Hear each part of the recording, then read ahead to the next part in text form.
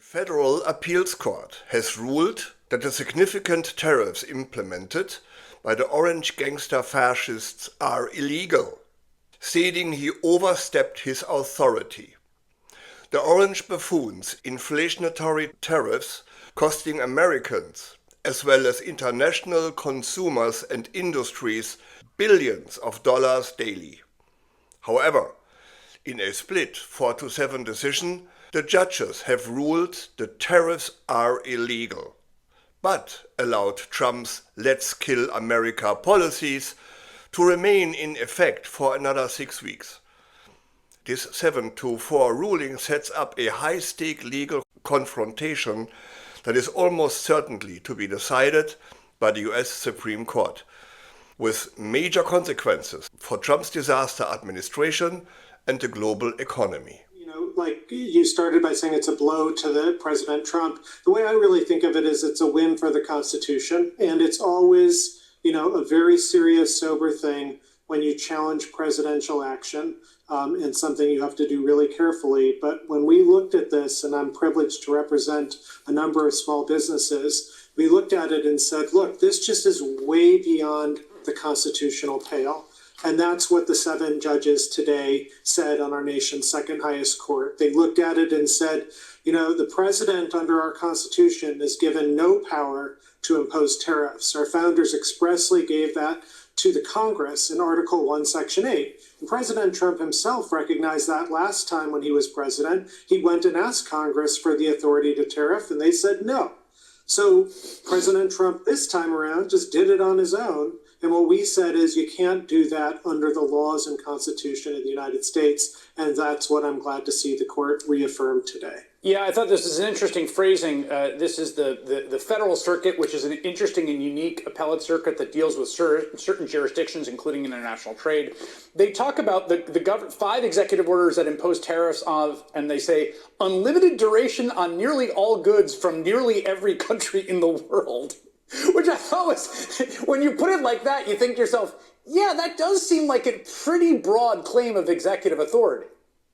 Yeah, as broad as it could get. And I think this is one thing that the judges were concerned about, and certainly we've been thinking about, which is the Trump administration is saying they want to bring this case to the Supreme Court. And this U.S. Supreme Court for many years has been saying, in particular with respect to a lot of different President Biden's initiatives, these questions are too major for the president alone to decide. They have to be done by the Congress. And here you got something as major as it gets. The Nonpartisan Tax Foundation says that these tariffs are the largest tax increase on Americans since Bill Clinton in 1993.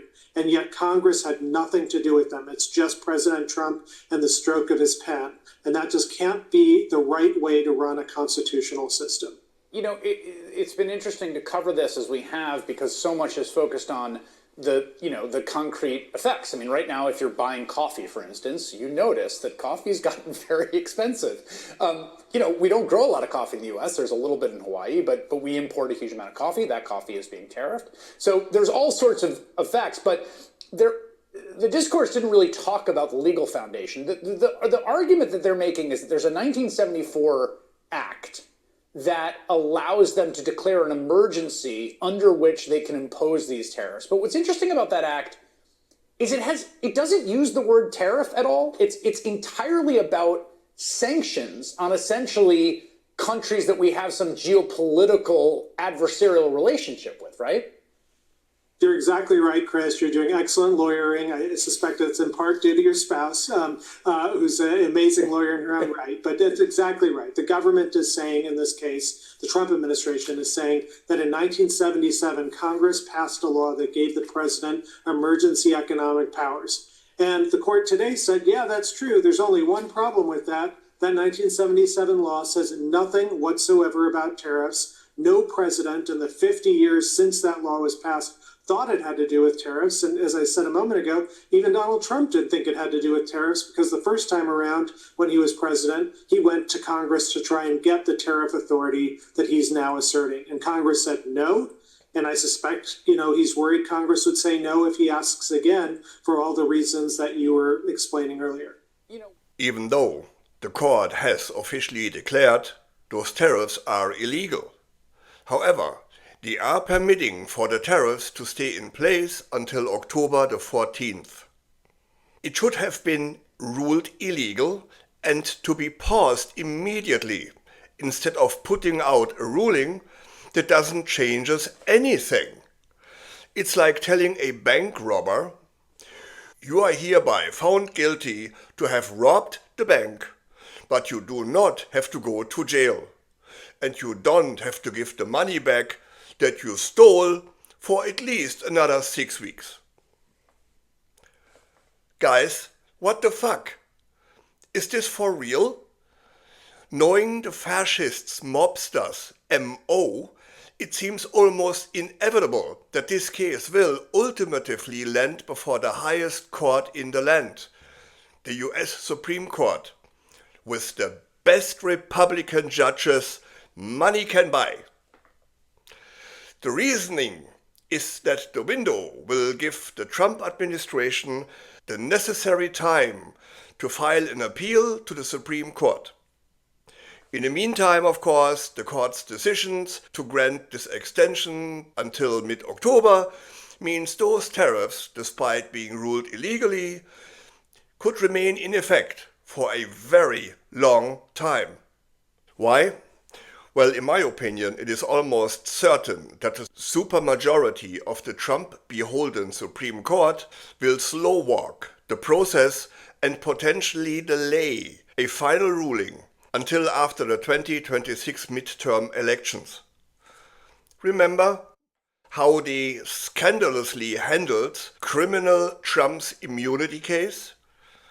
If the Trump-acquired Supreme Court handles this tariff case like it handled the presidential immunity case, wait until the last minute to make a decision, those devastating Trump tariffs will be crippling economies for a long time to come. But you've been there. Look, I mean, I think that the reasoning of the Federal Circuit is absolutely ironclad. I mean, you cannot, no one has ever used that statute, whose name I can't remember, it's an IAEPA or whatever, to impose taxes before, to impose tariffs before. I mean, all it talks about is the regulation of commerce, and it's very, very vague in that regard. And there's an old kind of an adage that's applied to interpreting statutes, congressional statutes, which is Congress doesn't hide elephants in mouse holes. In other words, if it really wanted to give this massive power to the president, it would have been more explicit about it. And you just don't see it on the face of the statute. And I think the Supreme Court's going to ultimately affirm it, although I think the Federal Circuit did a smart thing by staying its decision so that the Supreme Court doesn't go in on it kind of half-assed, which it's been doing in a lot of other situations. Give it some time to breathe. Yeah, give it some time to breathe and not feel like they have to make a decision immediately to protect the government from its own folly here. And of course, the Orange Gangsters tariffs are illegal. Just think about it for a second. Can a president just willy-nilly simply put taxes in place, because that is what tariffs are, a consumer or import tax? So can the corrupt guy in the disaster White House simply burden its citizens with taxes to raise hundreds of billions of dollars without any input or approval from the Congress? Especially, and don't forget that, since the tariffs are only in place because it benefits, one way or the other, the orange gangster. No, he can't. It's a clear violation of US law. The disaster administration has tried to justify the taxes as an emergency measure under a 1974 law. But when this was challenged, a district court ruled that they could not do that. What they are doing is against the law. And because the gangster fascist in the White House doesn't give a shit about the rule of law, that initial ruling was, of course, immediately appealed by the Justice Department, now Trump's team of his own personal lawyers.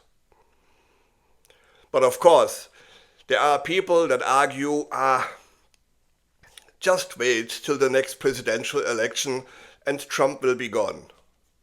My answer to that is no. No, he won't be. If his health does not do the world a gigantic favor, Trump will stay in office as long as he lives. He said it himself in 2020. This is the last time you will ever need to vote. When he said that, I looked around and I saw everybody laughing. I wasn't. Trump is a fascist, a man that loves other dictatorships, authoritarian countries.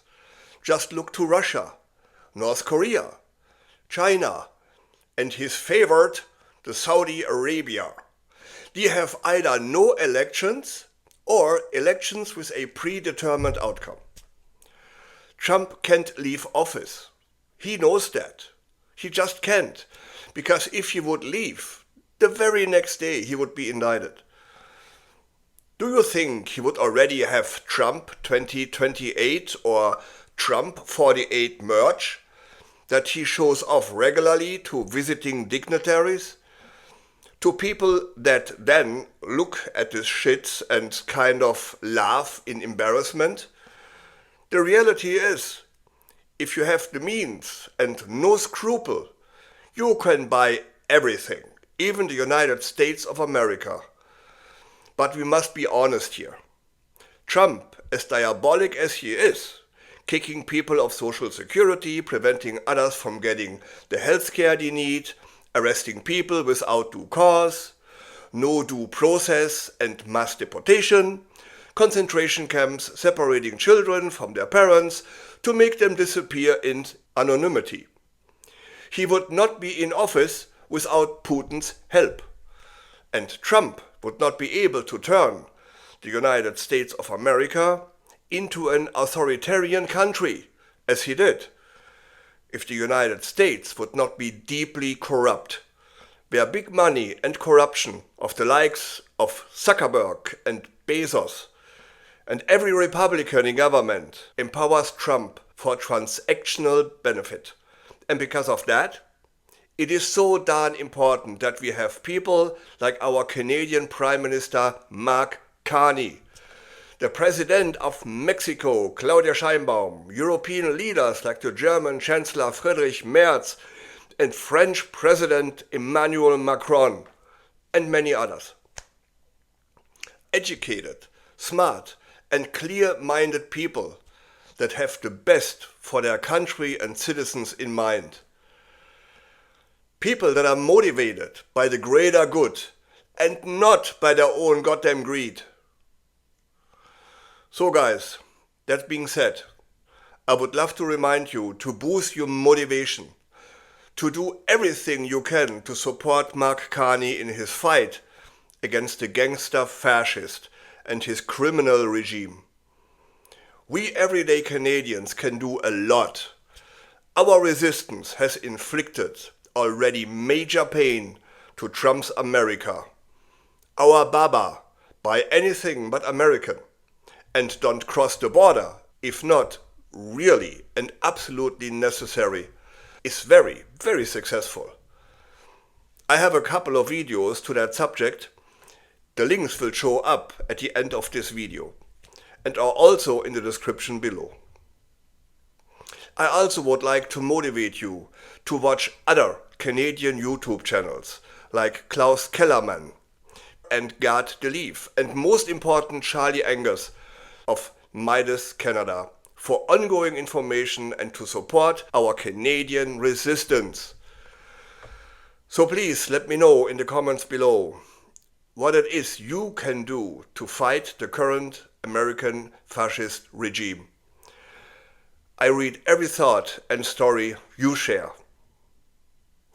For more real news, facts and viewpoints to counterbalance the demagogic of the right-wing media, please like and subscribe. It goes a long way to help the channel. Till next time, I'm Wilfried Lemkuler from Europe Curious. We were petrified, kept thinking we could never live without you by our side. And we spent so many nights thinking how you did us wrong. Now we Your tariff made us strong, and so you know you're not so great. There's not a snowball's chance in hell will be your 51st state.